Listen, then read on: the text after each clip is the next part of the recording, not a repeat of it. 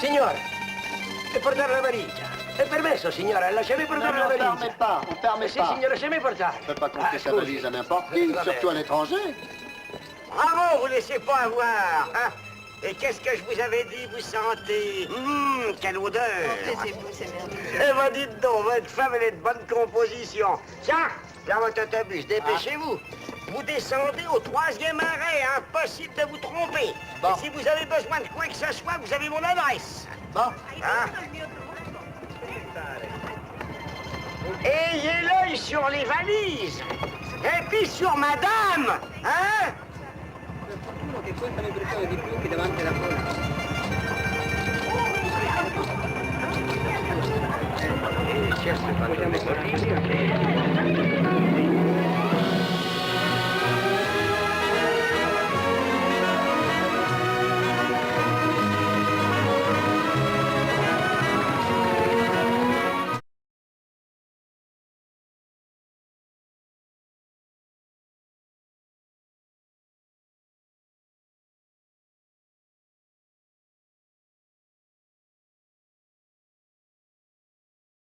Nous avons été invités à Venise. Et là, comme j'étais bien sage, j'ai eu une belle coupe. Voyez-vous, regardez.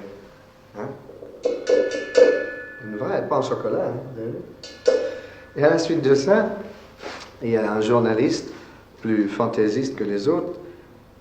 Vous savez, un journaliste qui aime sans doute les titres qui choquent, m'a fait la blague de dire que j'étais l'acteur, le plus grand acteur du monde.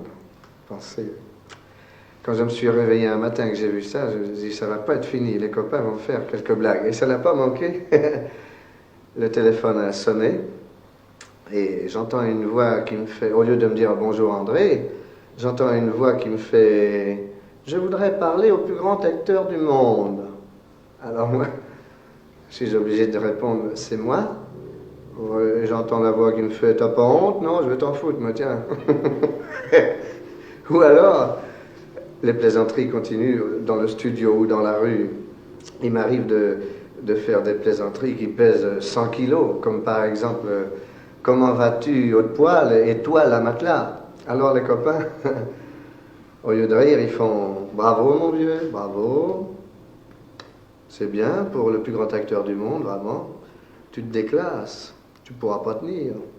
Et ça continue, ça continue. Alors moi, quand je suis à court d'arguments, je leur réponds finement, le plus grand acteur du monde, ben, il vous dit...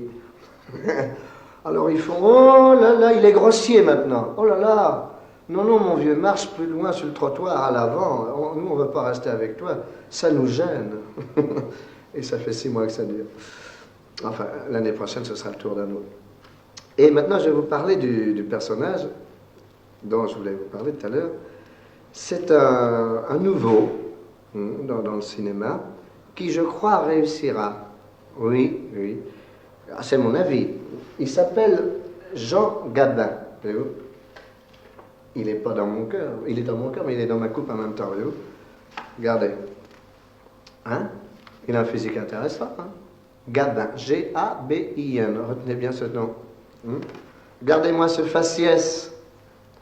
Ah, mais il me ressemble pas, mais il pourrait pas chanter les crayons ni la bicyclette, mais... Eh bien, je me permets de faire cette plaisanterie parce que je sais que Jean regarde la télévision, alors peut-être que ça va le faire rire. Enfin, je ne vous ai pas parlé de Gabin pour vous dire toutes ces bêtises, mais pour vous raconter une chose sympathique. L'année dernière, quand Claude Autant-Lara préparait son film, il m'avait contacté pour le rôle de Martin, et j'étais heureux, je me disais, pourvu que ça marche, pourvu que tout le monde veuille bien de moi. Et il était allé trouver Gabin, et il lui avait dit, voilà, pour la traversée de Paris, nous avons pensé à Bourvil. Et Gabin a répondu tout de suite, ben, si j'ai Bourvil pour jouer avec moi, je signe tout de suite. C'était gentil, ça. Hein? Et comme je n'étais pas là ce jour-là pour lui dire merci, je le fais aujourd'hui. Vous savez que ça ne lui plaît pas que je vous raconte tout ça. Hein? Et je suis sûr qu'en ce moment, il a son air bougon, puis il est en train de me dire « Écrase, papa, écrase ».